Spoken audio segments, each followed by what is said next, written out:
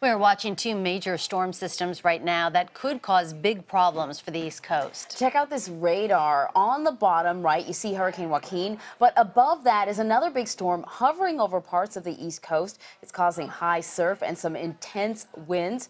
Kris Van Cleave joins us now from Virginia Beach. Kris, what's it like out there now?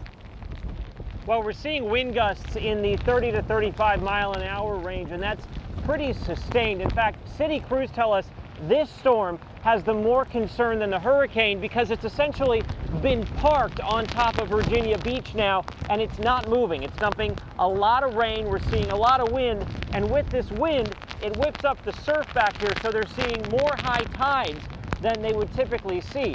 So the real concern right now is flooding.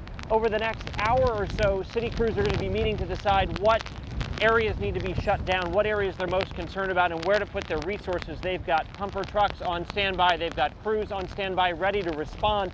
Also, in the process of cleaning up the beach at the end of the season, they've built some large berms here, which is basically the things they plan to take away.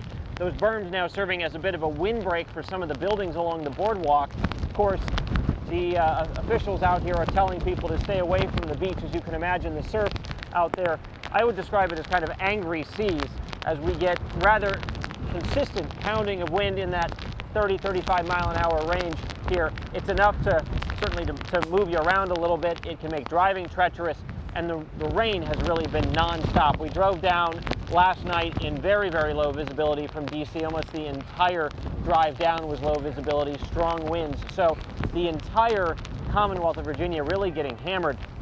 And the thing that makes this dangerous is we really hadn't seen much rain in this area for the last month to 6 weeks. So we're getting inches and inches and inches of rain all at once. That increases the flooding danger, and now this storm, which feels a lot more like a nor'easter than anything else, is essentially parked over Virginia Beach. We can show it to you on the radar if we can bring that up.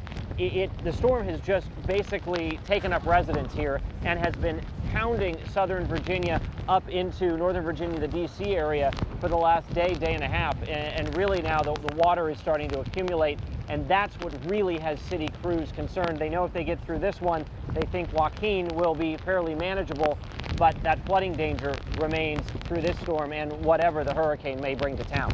And as we were just watching that radar, as you mentioned, with Hurricane Joaquin coming on the heels of this storm, how concerned are they with beach erosion and then another threat of flooding? Flooding is the real concern. Certainly beach erosion happens every time we see one of these storms.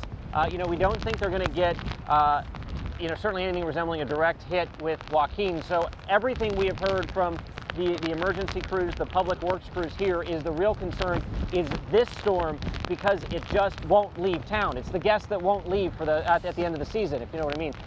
So flooding remains a big concern. Certainly the more rain they get, the bigger the concern for flooding. The other part of that, of course, is the waves and the surf. This storm is whipping up the waves. It creates sort of a shelf as the wind keeps pushing in, which brings the tide up. So they worry about how high tide will go, and if that will bring flooding to some of the areas that are prone to that. And of course, that danger only goes up as this thing spins faster and faster. All right, Kris Van Cleave, hang in there in Virginia Beach. Thanks a lot. No problem.